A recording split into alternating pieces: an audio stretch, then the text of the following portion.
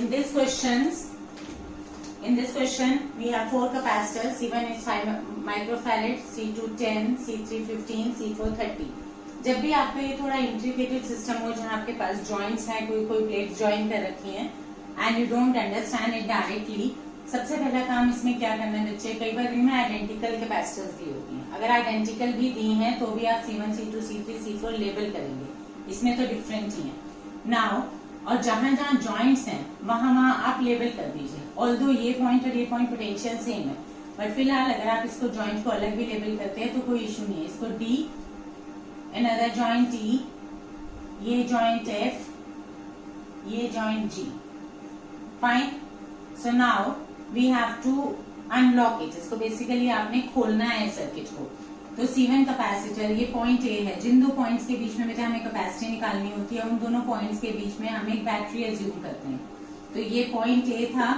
Point A और point B के बीच में हमने एक बैटरी लगा दी. फाइन. अब हम उठाएंगे यहाँ से C1 capacitor. C1 capacitor is connected between D and E. A से हमारी एक ब्रांच निकल रही है D, तो it is connected between D and E. यानी C1 कैपेसिटर को मैंने कनेक्ट कर दिया D और E के बीच में. Now this D is connected back to F. तो पहले हम F पॉइंट देखेंगे क्या है. ये पॉइंट मेरा E है. फाइन.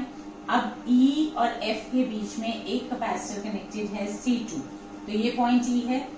अगर मैं इसको ही F लेती हूँ और D से मेरी एक दूसरी ब्रांच भी जा रही है और ये पॉइंट D है बच्चे, इसकी पोटेंशियल D, इसकी पोटेंशियल D, इसकी पोटेंशियल D, C3 की पोटेंशियल भी D है. तो इस D पॉइंट पे ही एक प्लेट मेरी C3 कैपेसिटर की कनेक्टेड है. तो I am writing this as C3. तो ये पॉइंट D था और C3 की दूसरी प्लेट कनेक्टेड थी मेरी G पे. फाइन. इसी पॉइंट D के साथ अगर आप देखेंगे तो C2 की भी एक प्लेट कनेक्टेड है. This is C2. तो C2 की भी एक प्लेट हमारी D के साथ कनेक्टेड है. So this is C2. तो ये C2 की एक प्लेट D के साथ कनेक्टेड है और एक प्लेट E के साथ कनेक्टेड है. तो D और E मैंने ज्वाइन कर दिया, तो ये हमारे पास आ गया C2. And E is joint back to G. तो E और G को भी आप ज्वाइन कर देंगे तो E is connected to G. तो ये G था और ये E था. Fine. And G is further connected to B. तो ये जो पॉइंट हमारा जा रहा है ये पूरा का पूरा B हो गया. Now you see these are the three capacitors and G और B के बीच में हमारे पास एक और कैपेसिटर है विच इज प्रैक्टिकली C4. तो G और B के बीच में मैंने जो कैपेसिटर कनेक्ट कर दिया वो हो गया मेरा C4. Is this point clear to you? अब बताइए. C1 कैपेसिटर की एक प्लेट D पे, एक प्लेट E पे. I open up the circuit. अगर आपको अभी भी कोई दिक्कत आ रही है तो tell me, I am explaining it again. ये देखिए, ऐसे सर्किट को खोलने के लिए, हाँ जी बेटा, एक बार रिपीट कर दो. हाँ दोबारा रिपीट कर रही हूँ मैं इसको. सो यू सी, इसको दोबारा से ही खोलते हैं. मैं यहाँ पे दोबारा खोल रही हूँ. A और B के बीच में आपको नेट कैपेसिटी निकालनी है. हमने दो एक्सट्रीम पॉइंट्स लिख लिए, A and B. Fine. A से जो ब्रांच आ रही है वो D तक गई. ये मैंने लिख लिया D. बेटा जहां जहां वायर है वहां पोटेंशियल सेम है. वायर को मैं जैसे मर्जी चाहे ट्विस्ट कर दूं, बट A और D इक्विपोटेंशियल है. A और B की पोटेंशियल सेम है.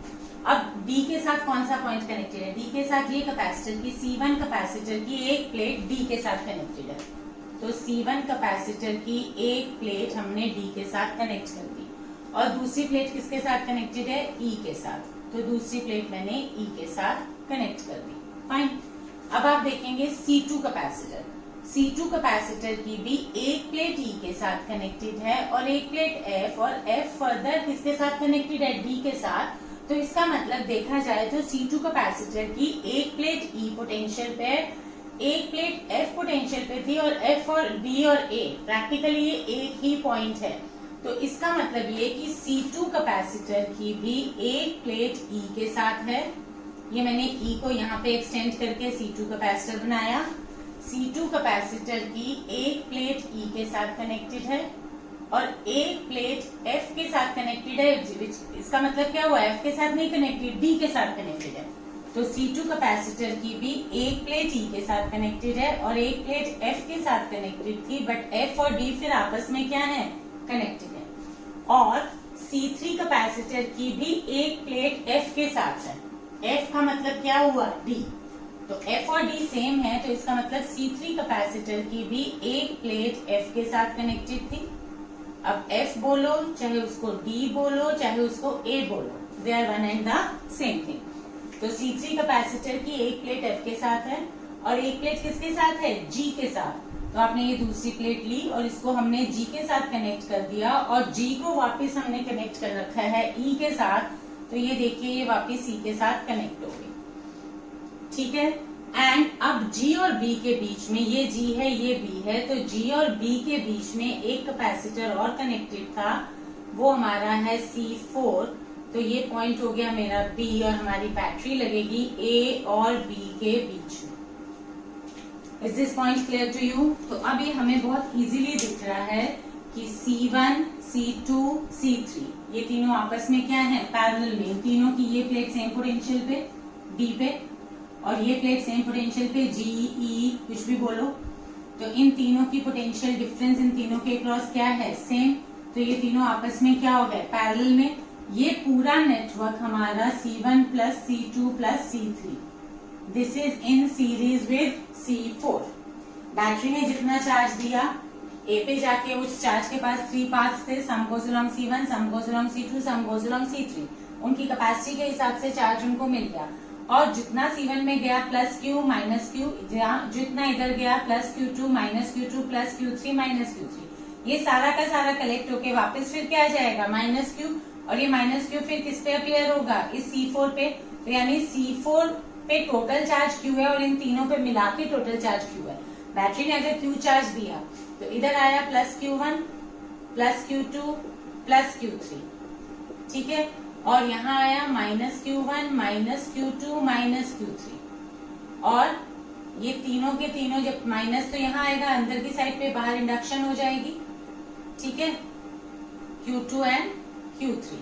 अब ये Q1 Q2 Q3 तीनों मिला के इस प्लेट पे हमारे पास क्या आ जाएगा, plus Q1 Q2 Q3, total charge इसको उतना ही मिलेगा। और यहाँ पे माइनस Q1 Q2 Q3, तो दिस मीन्स दिस C4 पे जो टोटल चार्ज है वो इस पूरे सर्किट के बराबर है। तो इसका मतलब इन तीनों पे मिला के Q चार्ज है और इसके अकेले पे Q चार्ज है, तो this is in series with C4। तो C डैश जो हमारे पास आया है वो आ गया C1 plus C2 plus C3। ये C1 डैश है, ये तीनों आपस में क्या है, पैरेलल में। और नेट कैपेसिटी हमारी C नेट जो है वो किसकी वजह से है कि ये C डैश और C4 they are in series, तो रिजल्टेंट क्या हो गया, C dash C4 upon C dash plus C4।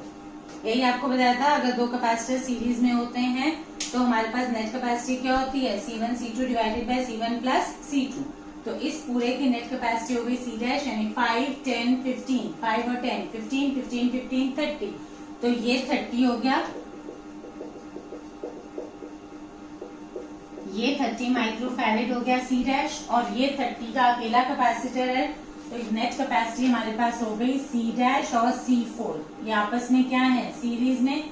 और करने की कुछ जरूरत भी नहीं है, अगर हम कैलकुलेशन करते हैं तो ये देखिए 30 एंड 30 ये दोनों आपस में सीरीज में है। तो दो आइडेंटिकल कैपेसिटर अगर सीरीज में होते हैं तो result is half of them. तो C नेट मेरे पास कितना हो जाएगा, 15, that is 30 into 30 by 30 plus 30 करोगे, result will be 15 microfarad only. और बच्चे थोड़ा थोड़ा ओरल करना शुरू कीजिए। दो आइडेंटिकल कैपेसिटर सीरीज में है तो रिजल्ट हाफ हो जाएगा, दो आइडेंटिकल कैपेसिटर पैरेलल में है तो रिजल्ट डबल हो जाएगा। Is this point clear to you? Fine. Now